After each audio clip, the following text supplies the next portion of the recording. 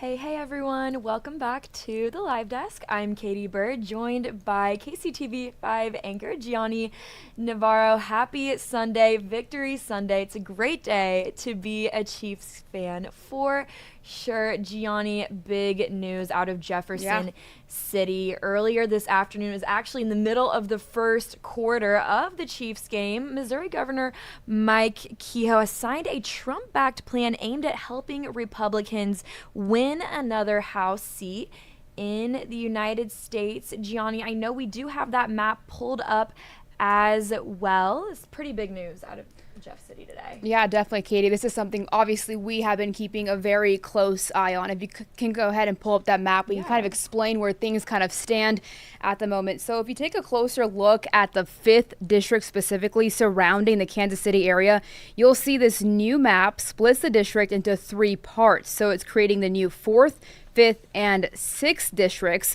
Some of you will still be in the 5th district, but our Morgan Rydell went out to talk to residents as well to really talk about what these districts and how they feel about falling into these new lines. Now, let me give you a timeline about how this kind of all came about. So we're going to take you back to August 29th, almost exactly 1 month ago, where this special session was actually called. After that special session, the General Assembly passed it on September 12th.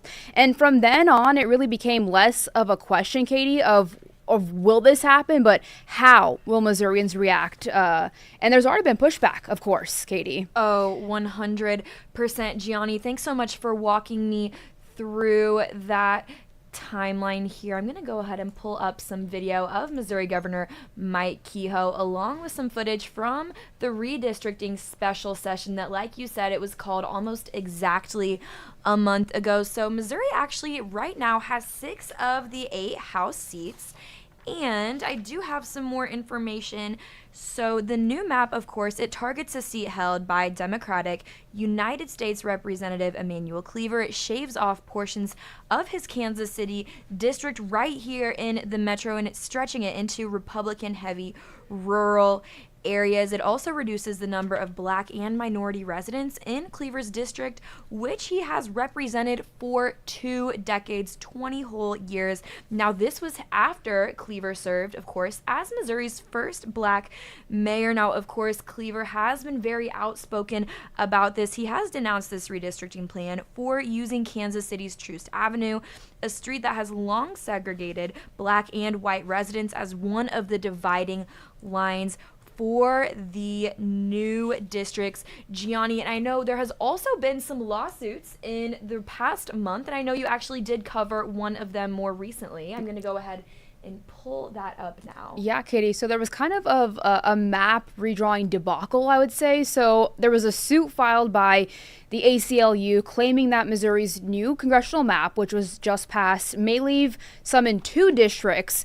Now, like you said, I did that story, and it was basically the ACLU claiming that this one section you can see there on the screen. Now, this section kind of spans from 70th to 75th Streets and from Home Street to Troost Avenue. It also included a small triangular section between Rock Hill Road, East 69th, and Oak Streets. Now, basically, the lawsuit was claiming that this area, people would fall under 2 districts. Wow. So it kind of caused a bit of a debacle. Oh, for sure. For sure, Katie. Mm-hmm. We talked to some people in that area. They were very confused about what this meant. So basically, the ACLU asserted that the new Kansas City area map violates state constitutional requirements to be compact and contain equal population. So, of course, that would mean that it would not be equal. So it was basically saying that this area, the KC 811 voting precinct,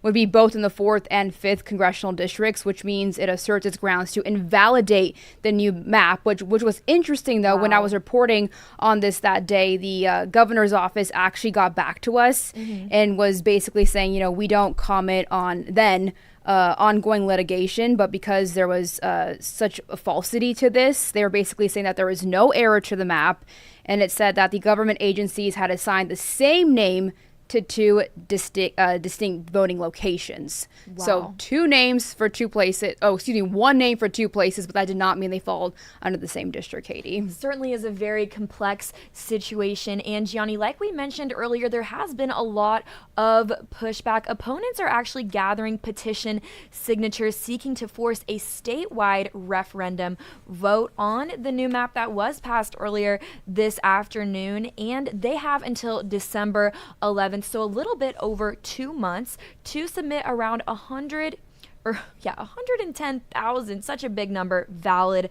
signatures. And this would put the map on hold until a public vote can occur sometime next year. And Gianni, I know we've also heard from several lawmakers, not only today, but in the past month, including Mark Alford.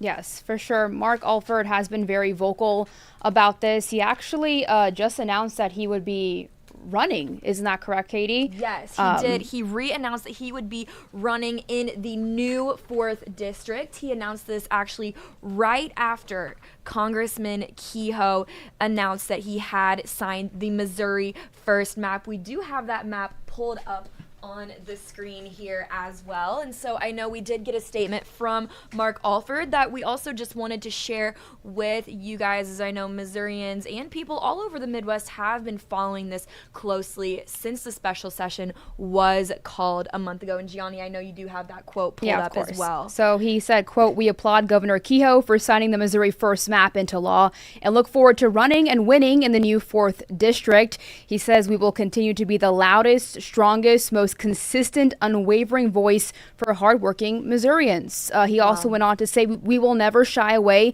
from our conservative values, but will always provide concierge-level services to our constituents, regardless of their political affiliation, while delivering much-needed federal investments through our work on the Appropriations Committee to help turn the Show Me State into the Grow Me State." Wow. So interesting stuff right there, Katie. 100%. First time I ever heard the term coined "grow me." I know, state. that's Before hey. I almost had to chuckle at first because, you know, it rhymes with show me. But anywho, so we also did get a comment from the DNC. This was, again, right after Kehoe announced that he had signed the bill with this new congressional district. I want to go ahead and read a statement from DNC Ken Martin. He is actually the chair of the Democratic National Committee. He said that at the order of Donald Trump, Governor Kehoe and Missouri Republicans have shown they care more about holding on to power at all costs than the fundamental rights of the Missourians they were elected to represent. He says this is a right-wing power grab, so Republicans can avoid accountability for voting and take away the health care of hundreds of thousands of Missourians. But the battle in Missouri isn't over. Gianni, of course, like we mentioned earlier, a potential referendum vote. And Missourians have the opportunity to put this craven power grab up for a quote. DNC Chair Martin went on to say that the DNC supports Missouri organizers collecting ballot signatures to take democracy back into their own hands and defeat these rigged maps once and for all. You know, one of the things I love about just state politics at this level is the involvement that we see, Gianni. I mean, throughout the past month, we've had protesters at the Missouri Capitol. We've had people, you know, starting petitions. We've had lawsuits. This really is, you know, just about using our rights as an American citizen, and the democracy. You know, we've also heard from a lot of political science professionals, experts, even professors throughout the past month, and they've been really helpful in, you know, just informing the Kansas Cityans on what exactly this redistricting, this map, this gerrymandered map will mean for people specifically living in Emanuel Cleaver's district. You know, there's been a lot of concern, especially in communities such as Lee Summit, Raytown. I know that the map itself, it actually splits up the Kansas City Public School District into half, and I thought that was really interesting. So We also did hear from one expert, Matt Harris. We've spoken with him plenty of times. Quite frequently, yes. Before. He's always, one thing about Dr. Harris, he's always so helpful to be able to provide insight almost at the drop of a hat. Whenever the latest Missouri State news breaks out, we can count on Matt Harris. We really can. For sure. And so our reporter, Morgan Rydell, actually spoke with him earlier today, and you will hear more of this in the 10 o'clock news. It's actually just a little bit under 45 minutes out from then. But Gianni, let's go ahead and listen in to what Matt Harris has to say. Perfect.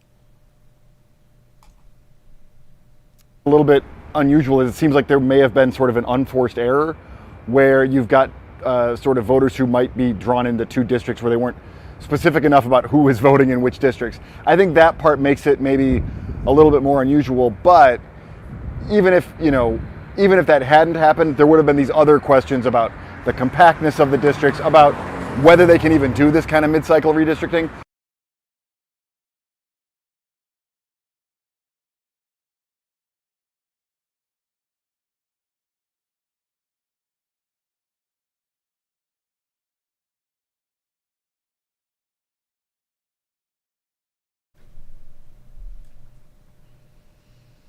Again, you just heard from Dr. Matt Harris. He's a political science professor at Park University right here in the Kansas City metro. It's always so good to just hear his thoughts and what he has to say about issues specifically affecting people living in Jackson County. And Gianni, the news is actually pushed back a little bit tonight. Is that right? Yes. So we're going to be going on air at 10:30 tonight. Okay. Katie. So we'll wrap up our coverage. We'll have more from Morgan Rydell on this topic at 10:30.